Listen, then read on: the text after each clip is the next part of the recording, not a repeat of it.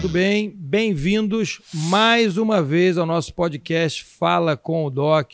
E hoje, mais um amigo. Eu sempre começo falando assim, hoje eu tenho um prazer de trazer um amigo meu, mas é porque eu só trago aqui quem é amigo, gente. Se não for amigo, não vem. Eu já estou com 48 anos, não estou mais com paciência de ficar conversando com quem eu não gosto. Então eu só converso com quem eu gosto e esse cara aqui é mais que um amigo. É um cara que já aprendi muito com ele, já trocamos por diversas vezes conhecimento que levou ao benefício de vários pacientes nossos. José Vicente Martins, meu grande amigo, professor, doutor, pós-doutor, o cara é fisioterapeuta especializado em um método que a gente já vai falar do teu método, que é o PNF, né, José Vicente?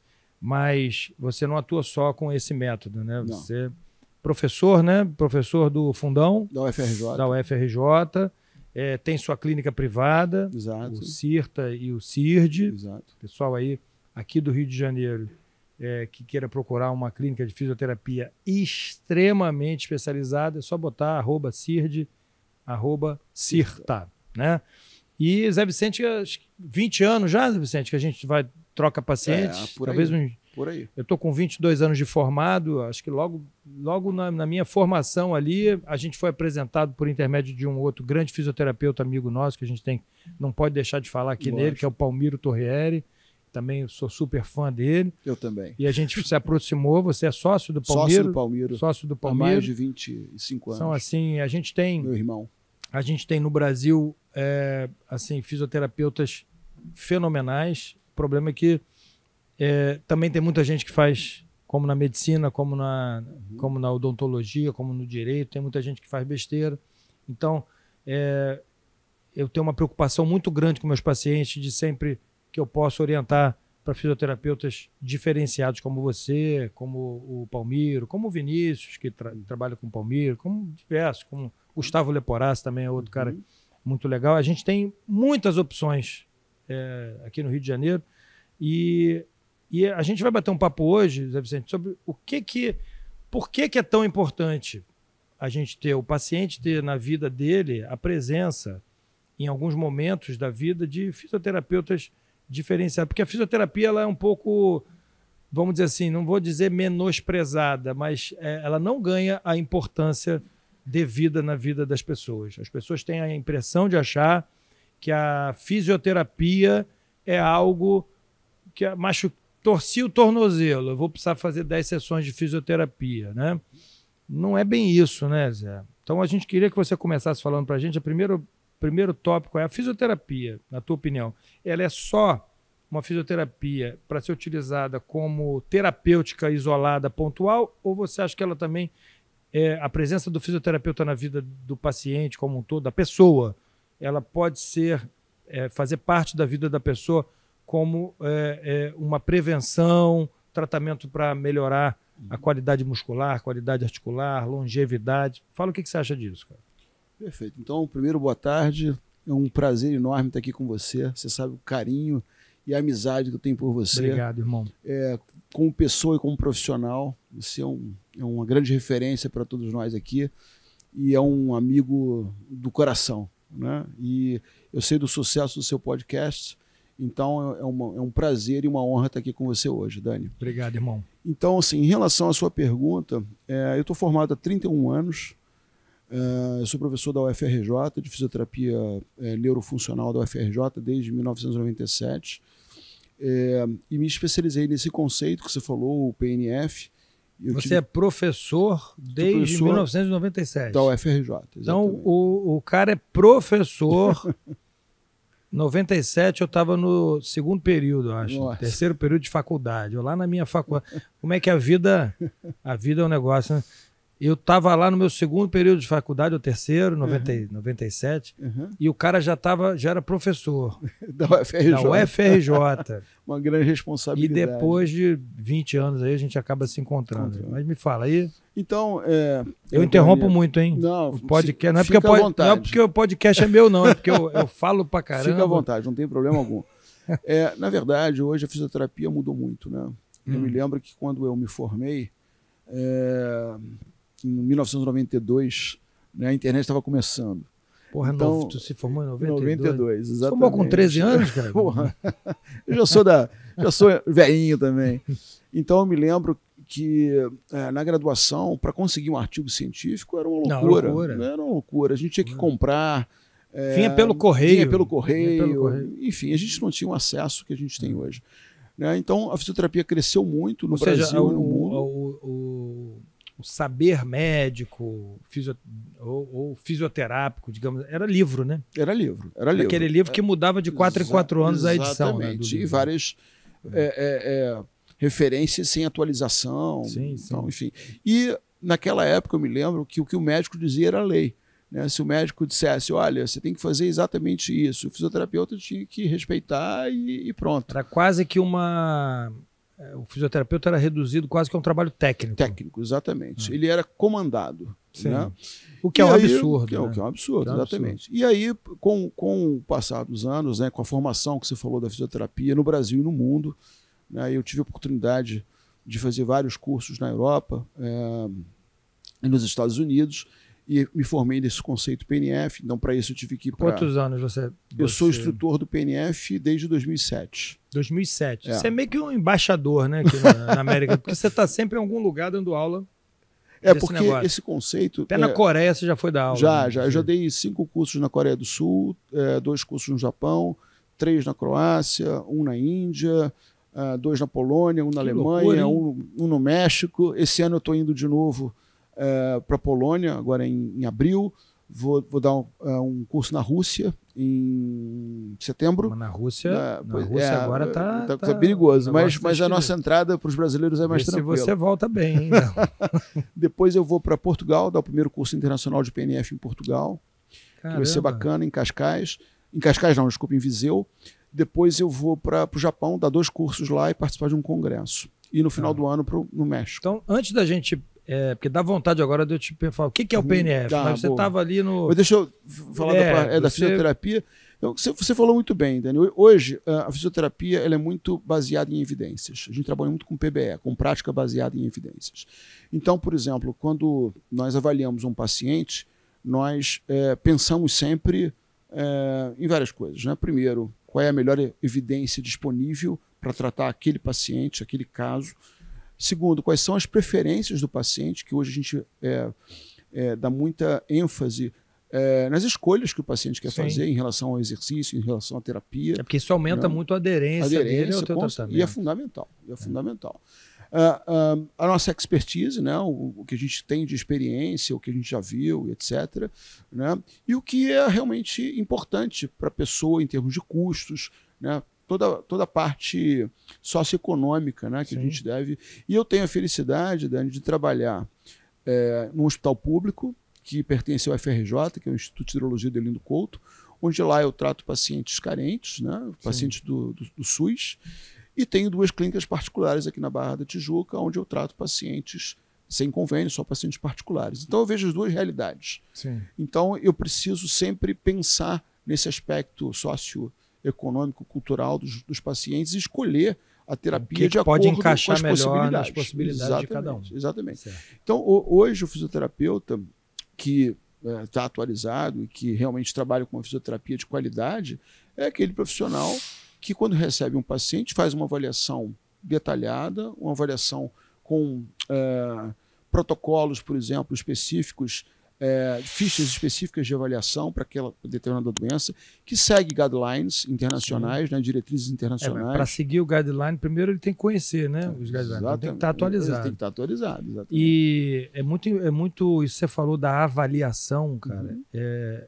fenomenal você ter falado isso agora, porque a gente não vê, né, na maioria dos casos, a gente não está aqui para ficar jogando pedra nos profissionais, não, né, mas a gente tem que abrir um pouco os olhos dos pacientes, porque muitas vezes, eu por exemplo, eu hoje só atendo pacientes privados. Sim.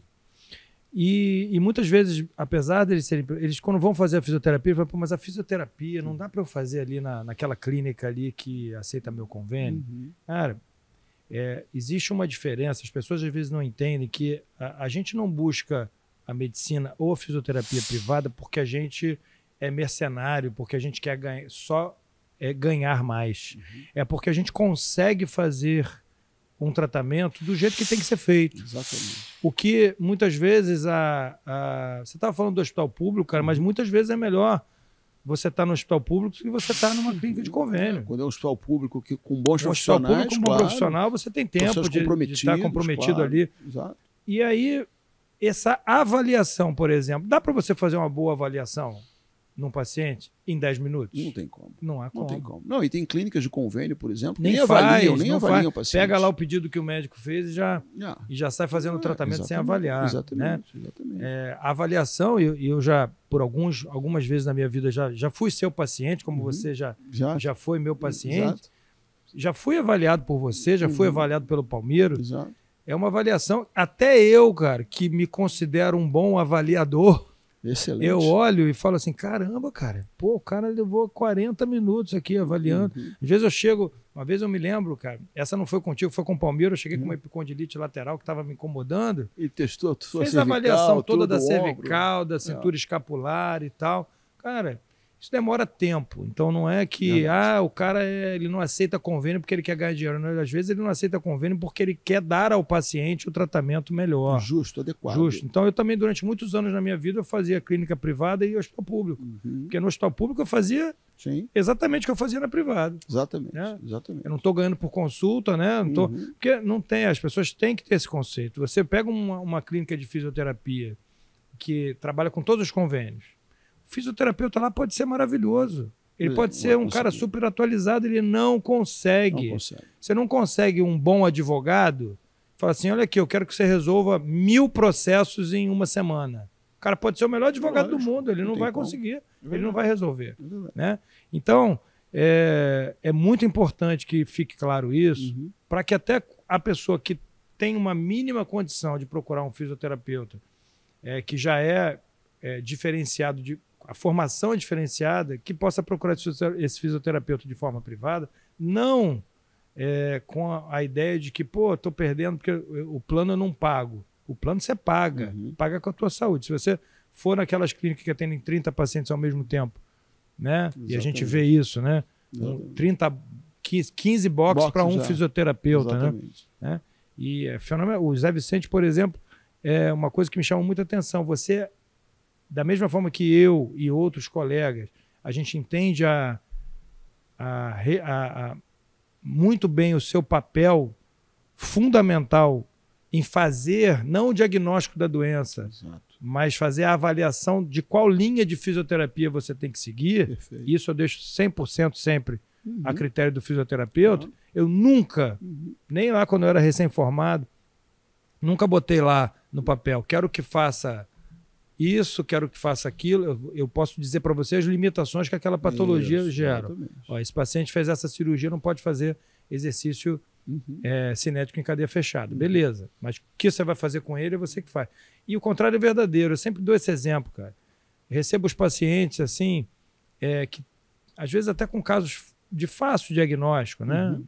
Uma lesão de ligamento cruzado anterior.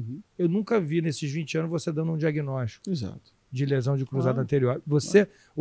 O paciente certamente sai do teu consultório, ele sai você tendo a certeza absoluta que ele tem lesão do ligamento cruzado anterior. Você não fala pro cara. É lógico. Vai lá no Daniel, vai lá você também é muito amigo do Diogo Caos, né? Vai lá no Diogo, vai lá no Daniel, vai em quem eu confio para fazer teu diagnóstico. Você já sabe o diagnóstico, mas você, naquele momento ali, você tem que ir no médico.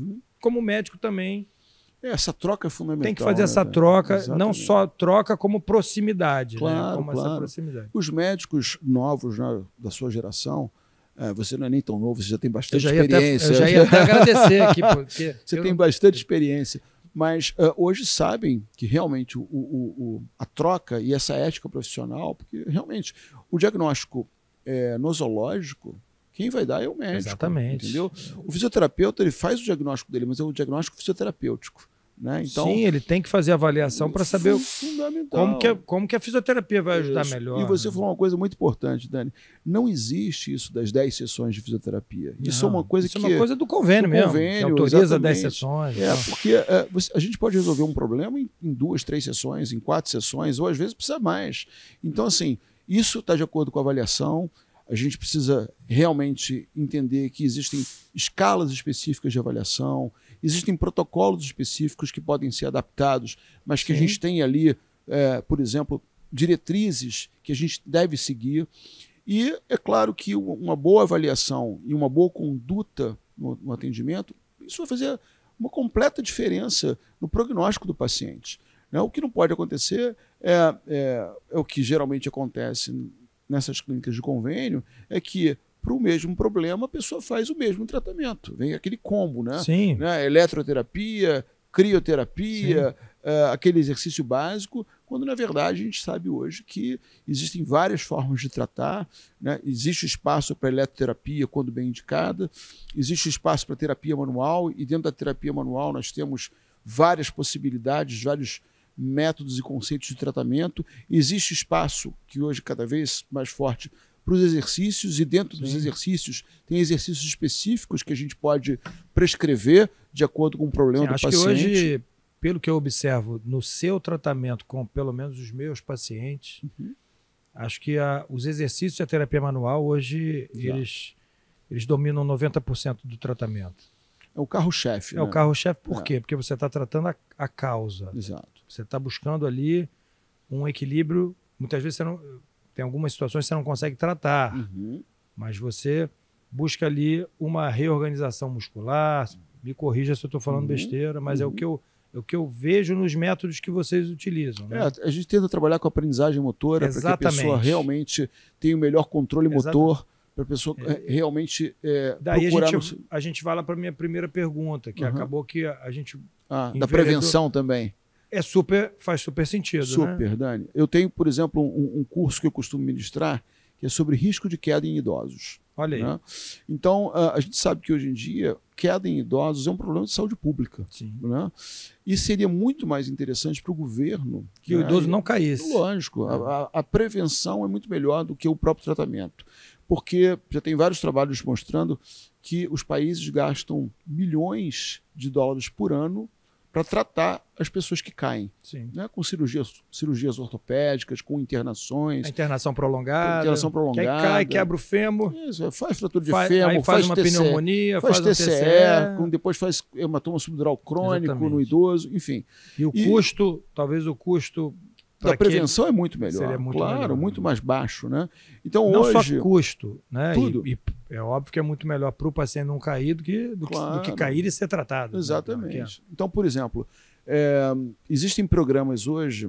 Mas em alguns países você acha que isso já está acontecendo? Com certeza, em vários países. Nesse curso eu mostro, por exemplo, tem um protocolo que foi feito na Universidade de Otago, na Nova Zelândia, que eles fizeram uma cartilha simples, com exercícios, e eles dão essa cartilha para alguns idosos. Né? Lógico que esses idosos passam por uma triagem para ver por que eles estão caindo, porque existem vários componentes, né? Várias possibilidades que levam à queda. E com isso eles recebem um protocolo com essa cartilha. O fisioterapeuta vai na casa dos pacientes 3 ou 4 vezes ao ano para orientar o paciente, e eles viram que eles conseguiram reduzir de 35% a 45% o risco de queda. 45%? Exatamente. Imagina o impacto na saúde pública. Isso, e avaliei de novo, vem a avaliação, né, Dani? Porque quando esse idoso vai num fisioterapeuta especializado, ele vai fazer uma boa avaliação neurológica para ver se esse idoso, por exemplo, tem a possibilidade de estar iniciando um quadro de uma doença neurológica neurodegenerativa, né? E para isso ele precisa realmente conhecer um bom exame neurológico, saber avaliar marcha, equilíbrio, tônus, coordenação, nervos cranianos, uma avaliação bem específica. Depois, avaliação músculo-esquelética, para ver se esse idoso tem alguma alteração osteoarticular, alteração de força e coisas do gênero, né? Depois dessa avaliação... A gente cai naquele lugar. Aí você fazendo essa avaliação, você identifica alguma alteração, olha... Em caminho. Vamos procurar ali o cirurgião de quadril para te avaliar, o de coluna e tal. Exatamente. É isso. Eu vejo, esse idoso está caindo porque, por exemplo, ele tem possibilidade de ter...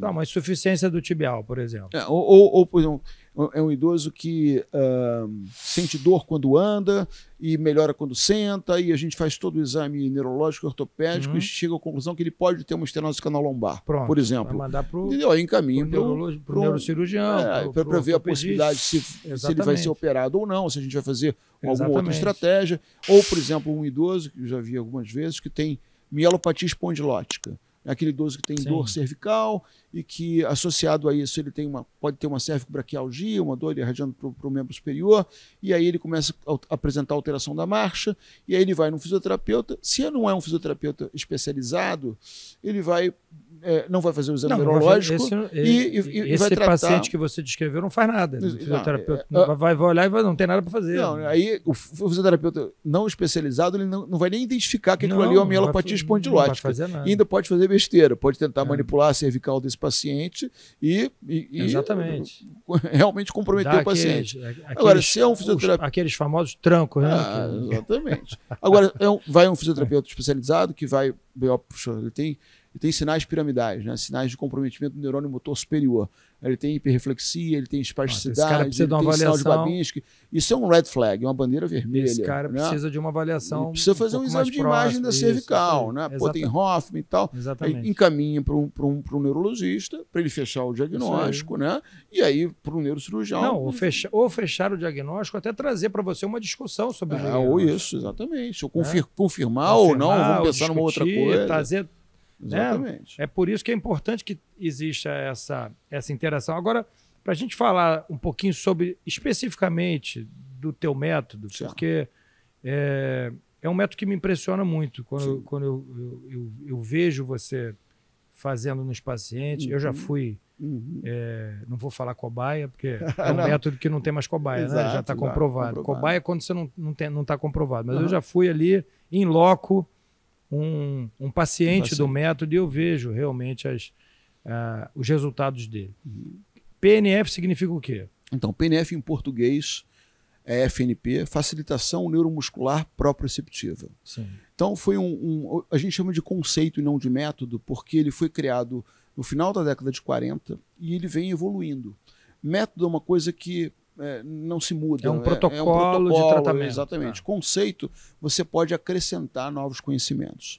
Então, o PNF, desde a década de 40, vem acrescentando conhecimentos de biomecânica, de neurociências, de cinesiologia clínica.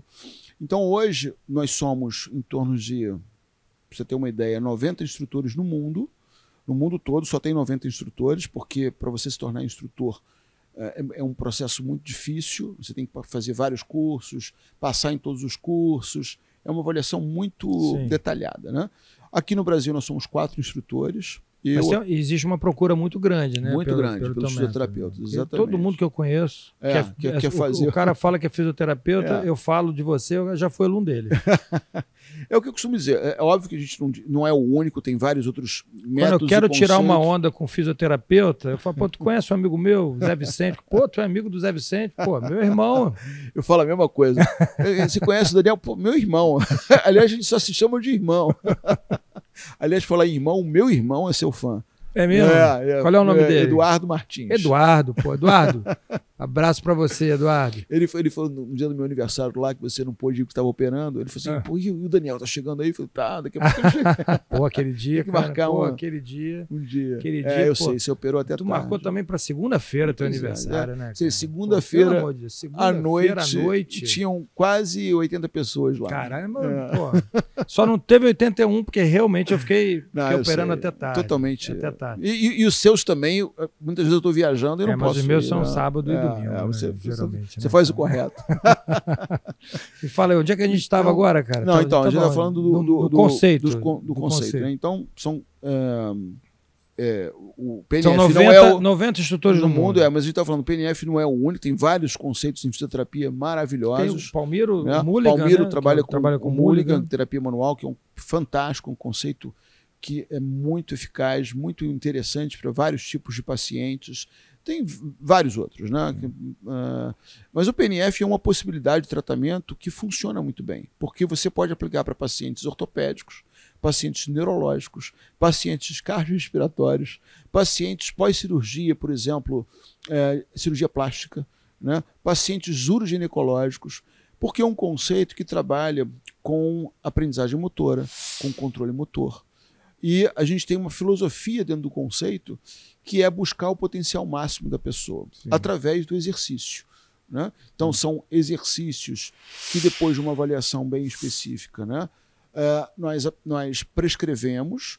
Então, o PNF mistura exercício com terapia manual. Cara, porque é um conceito de hands-on, você coloca as mãos do paciente, e, ao mesmo tempo, são exercícios que vão desafiando a pessoa para o que ela precisa. E os resultados são fantásticos. Fantásticos. A gente tem alguns exemplos, tem um paciente nosso em comum, que a gente não vai falar o nome dele aqui, né, para não expor o paciente, que era um paciente, você deve saber de quem eu estou falando, que era um paciente que fez uma Guillain-Barré, já sabe quem é, né? Claro. Ele é um cara super ativo, né? Eu fiquei uns anos sem vê-lo, de repente você me chama para reavaliar o joelho dele.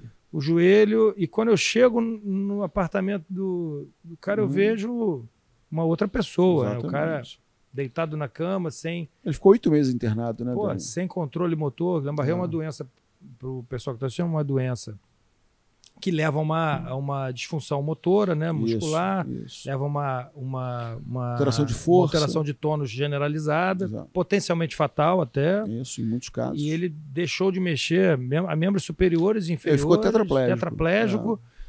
Cara, o resultado que esse cara teve com o teu método, assim, claro, teve um acompanhamento médico também, mas ali, realmente, nesse caso específico, que me chamou a atenção é que, cara, ele teve um resultado que não era para ele ter, né? Ele ficou 8 meses internado, foi desenganado, né? Não vai mais andar, vai morrer. A família foi chamada e disseram que iriam colocá-lo em cuidados paliativos, que a família não deveria ter expectativas em relação à alta. Tá andando. O cara tá andando. Porque foi um Guillain-Barré axonal, que é o mais grave. Mais tem grave. Um Guillain-Barré mienínico, que a recuperação é bem mais fácil. É autolimitado, a recuperação é mais fácil. Mas o Guillain-Barré axonal é gravíssimo. E outros tantos casos que eu vi você, a gente tem o esposo de uma atriz famosa aí, que também que também foi um caso gravíssimo e recuperou super bem. E se a gente levar para casos menos graves até, eu vejo assim, por exemplo, recuperação em artroplastia total de joelho, que é o meu dia a dia, recuperação em reconstrução ligamentar do joelho. Sim. Eu vejo resultados muito mais rápidos. Muito mais rápidos. Tanto no seu método, o conceito, né? Como no Mulligan, que são os dois que eu estou acostumado a ver, porque a gente troca muito pacientes, você e Palmiro. Exato. E outros fisioterapeutas que trabalham com vocês que acabam seguindo o mesmo conceito. E não é uma coisa fechada, né? Não. O conceito ele não é uma coisa assim empacotada. Claro, não. E eu trabalho com outros conceitos também. Sim, você é fisioterapeuta. Exatamente. Eu vejo o que é melhor para o paciente. Associa conceitos diferentes. E uso o Mulligan também do Palmeiras. O Palmeiras também usa o PNF. Claro, o resultado... O que é interessante do PNF, Dani, é que, por exemplo, a gente trabalha muito com a funcionalidade. Então, se chega um paciente seu com uma queixa, por exemplo, de marcha, que está claudicando, por exemplo, um pós-operatório de LCA ou de prótese de joelho, enfim. O PNF ele trabalha a educação da marcha. Como fazer esse paciente andar melhor, com um padrão de marcha mais adequado, com segurança, né, desde o início. Né? Como facilitar a subida de escada, a descida de escada, o levantar de uma cadeira, né, a corrida. Então, nós trabalhamos dentro da funcionalidade. Um paciente de ombro, como facilitar, por exemplo, pentear o cabelo, lavar o rosto, se vestir, se ele é um atleta que joga tênis, como facilitar o movimento do tênis. Então, a gente trabalha com gestos do dia a dia, que são as atividades básicas de vida diária, tentando facilitar essas atividades básicas de vida diária através do movimento, e o retorno ao esporte. Então, atividades, gestos dentro do esporte. A gente tratou e trata muitos atletas de luta, né? Até porque nós dois lutamos. Né? Zé Vicente a fera braba no karatê, né? Não, fera braba. Eu estava aqui falando com o Rogério Camões mais cedo, e eu estava falando da minha migração, né, do karatê para o jiu-jitsu, né? Eu sou faixa preta dos dois, mas há muitos anos eu falei, vamos falar antes do Zé Vicente chegar, porque se eu falar que larguei o karatê, entre aspas, né, para treinar o jiu-jitsu, o Zé Vicente, porque Zé Vicente, você é apaixonado, né? Eu pratico karatê há karatê. 40 anos. Né? 40 anos. 40 anos. E tem um dojo dentro do CIRTA, né? Pois é. Dentro Que, aliás, o Vinícius Antony, que já foi nosso convidado, já Sim, deu aula lá. O Vinícius Antony ficou O Jaime, lá. Jaime... O Jaime, que é o dono do dojo. O Jaime Sandal. Jaime Sandal, Sandal. Que eu acho que foi talvez o brasileiro que mais ganhou títulos. É o nosso sensei, né? Nosso sensei. Eu vou fazer, inclusive, um vídeo para o canal do YouTube dele, que é muito bom. O Jaime foi o maior campeão de todos os tempos, né, do karatê tradicional, o JKA, né, o maior medalhista. Né, e ele é o dono do nosso dojo lá. E, o dono é você, né? Porque a casa é tua. Não. Mas o espaço é dele. Ele é inquilino, pô. O cara é inquilino. O dono é você. O espaço é dele e tá lá com a gente há mais de 10 anos. Né? Eu treino com o Jaime há mais de 10 anos, é uma pessoa fantástica. E o Vinícius também, meu grande amigo. O Vinícius agora está na Europa dando aula, foi para Portugal, para Polônia, para Suécia, se eu não me engano. Ele também, na época dele, talvez tenha sido um dos maiores medalhistas, né, no karatê na época dele. São duas lendas, né? Duas lendas vivas. São e o Vinícius é meu paciente, inclusive, agora antes dele viajar, ele está com uma dor lombar já há algum tempo, ele foi lá, fiz todo o trabalho com ele para ele voltar a treinar bem, e aí foi viajar zerado, sem dor nenhuma. O Jaime também, quando operou o ombro, ele colocou 2 âncoras, né? Eu que fiz toda a reabilitação dele. Provavelmente. Ele tinha luxado o ombro várias vezes, e aí colocou 2 âncoras e ficou ótimo, né? Depois disso. O que eu acho interessante no Jaime, eu não conheço ele. Eu conheço ele pessoalmente, quer dizer, Sim. Eu já ouvi pessoalmente, mas não fui apresentado. Mas é engraçado, porque o Vinícius, você olha para ele e fala, esse cara é lutador. Esse cara tem que ser, esse cara é lutador. Não vou mexer com esse cara, não, porque esse cara é lutador. O Jaime, cara, ele não parece lutador. Não parece, é verdade. É um cara assim, parece até meio bobão, às vezes, né? Assim, digo no bom sentido. Sim, é porque ele é muito boa pessoa. No bom sentido, ele parece ele é muito parece um bobão, que eu digo. Lógico. Uma pessoa que, assim, muito. Até meio, ele é da paz, ele é exatamente. Pronto, você me ajudou mesmo. agora. É isso mesmo. Eu vou falar bobão, o cara vem. Não. O cara vem. Vale a pena. O cara vem, vou tentar botar para baixo, mas se eu não conseguir, tomo um mauache na cabeça. Tá treinando jiu-jitsu agora. Mas assim, ele é um cara que você não fala, esse cara. É um cara fantástico, um verdadeiro samurai. E quando você olha assim, o cara ganhou tudo, cara. O cara, assim, eu acho até mais fantástico, porque ele não tem nenhuma pinta, né, digamos assim, né? Eu sou um felizardo, né? Porque eu treinei muitos anos com o Vinícius também e treino com o Jaime há 15 anos, eu acho. Então, se treinar com essas duas lendas, né? É uma felicidade. Eu não participo de campeonato. Faltou treinar com o Yoshizo, né? Com o pai do Lioto. Eu já fiz um treino com ele lá em Belém uma vez. Ele vem agora para o Rio. Vai dar um seminário. Vai dar um seminário aí. Não sei se o Taquê vem também. Deve vir. O Taquê, que é irmão do Exato, Lioto, eu conheci também. Deve vir também com ele. Belém. Cara... Zé, então assim, a gente vai pro karatê, né? Vai pra luta, acabou. Acabou fisioterapia, acabou ortopedia. Porque é uma paixão nossa. Pois é. E tem tudo a ver também, né? Sim, claro. Eu acho que o que me levou muito pra ortopedia foi o esporte mesmo. Foi eu gostar muito do esporte. Aí fui pra ortopedia, fui pra medicina desportiva e depois, 10 anos depois, acabei indo também pra nutrologia, que tem tudo a ver. As pessoas, tudo a ver. Às vezes a pessoa fala assim, pô, como é que o cara já tava bem, já era uma referência na cirurgia do joelho, né? O cara vai se meter na nutrologia, mas na minha cabeça é uma necessidade. Foi uma necessidade. Eu tinha que entender coisas que para mim não faziam, o que as pessoas faziam ali não fazia sentido, e eu fui entender e fui dar sentido a algumas coisas. Pô, acompanhava um atleta e não sabia o que era um whey protein, cara. Não tem sentido isso. Lógico. O Marcelo tá ali esperando para a entrada. Se eu falo isso, pô, não sabia o que era um whey protein, o cara vai, pô, não vou mais participar desse podcast. Pô, o cara, há 10 anos atrás, não sabia o que era um whey protein, cara. Então, mas são coisas que não foi, pô, eu ia lá, operava um atleta, ele falou assim, pô, posso tomar uma creatina? E eu falava assim, melhor não, cara, não toma esse negócio não, que não sei se esse negócio faz bem. Cara, como é que pode, né? Lógico, então, para mim, na medicina do esporte... Fez total diferença. Fazia total diferença. Que foi meio que... O que levou o Tanuri, que é nosso amigo, dá aula na minha pós-graduação, o Márcio Tanuri. Bacana.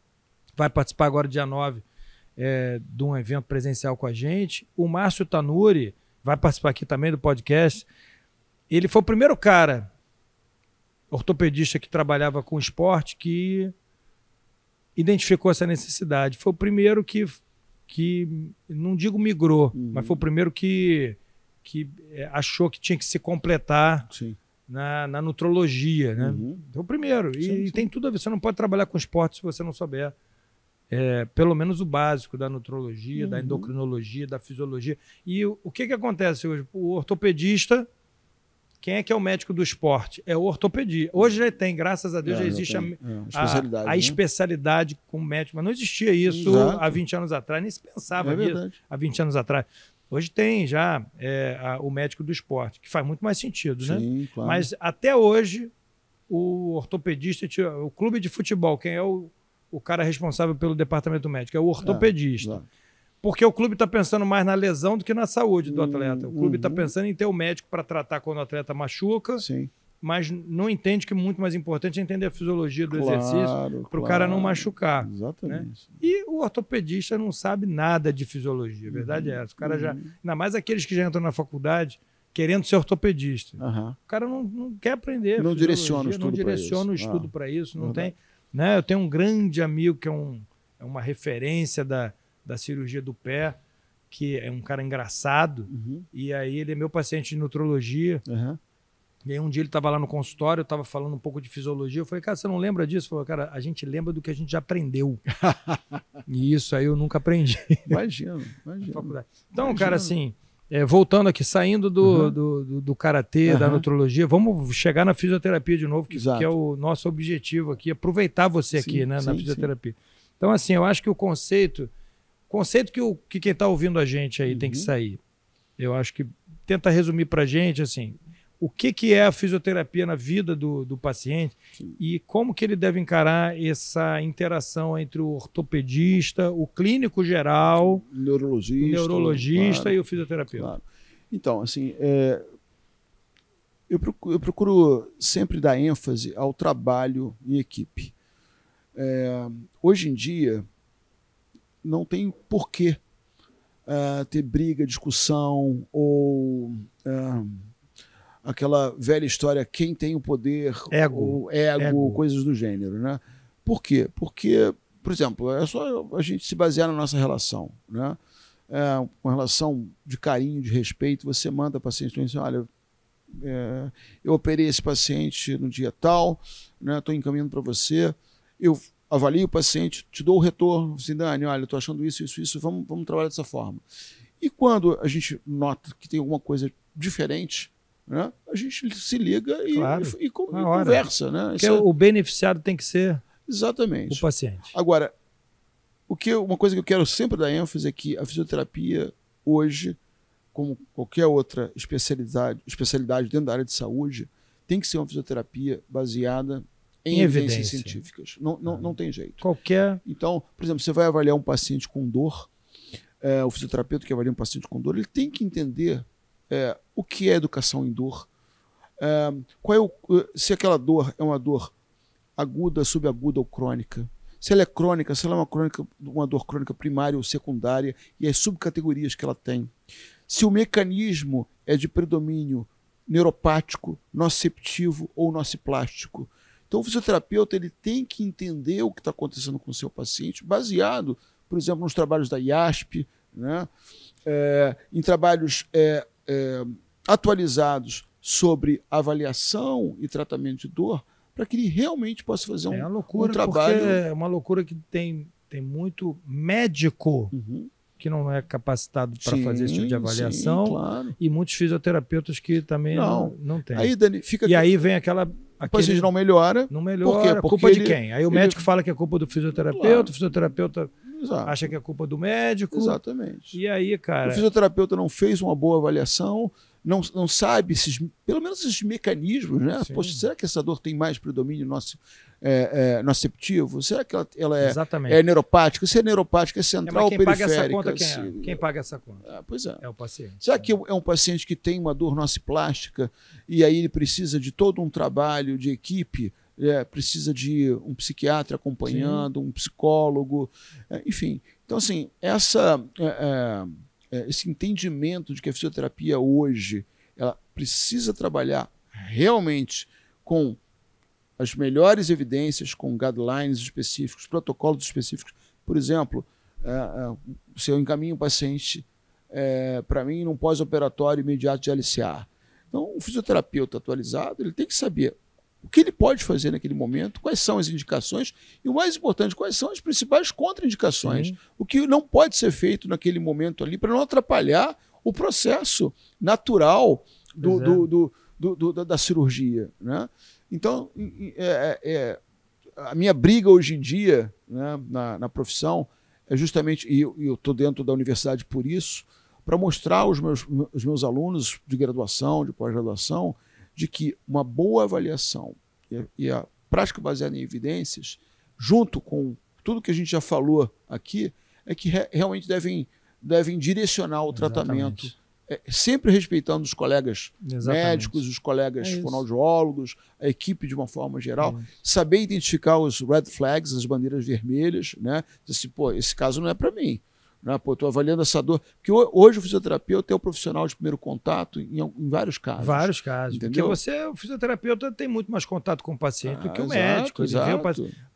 O ganho de confiança com uma fisioterapia bem feita, o cara, qualquer problema que ele tem, ele vai te procurar. Claro. Aí chega um paciente fisioterapeuta, a primeira coisa que ele tem que fazer no final da avaliação é pensar, esse paciente tem bandeiras vermelhas? Cara, se tem... Eu tenho que encaminhar agora. Não é por aí. Não. Zé, infelizmente nosso tempo acabou, queria te agradecer aí, você é um cara hiper ocupado, sei, é fundão, é clínica, vai na casa do paciente, você é muito envolvido com o tratamento com seus pacientes, né? Você arruma um jeito. Eu amo o que eu faço. Fora quando não está na Polônia, na Croácia, na Rússia, me preocupei com esse negócio de você ir para a Rússia, hein, cara? Vai ficar tudo bem.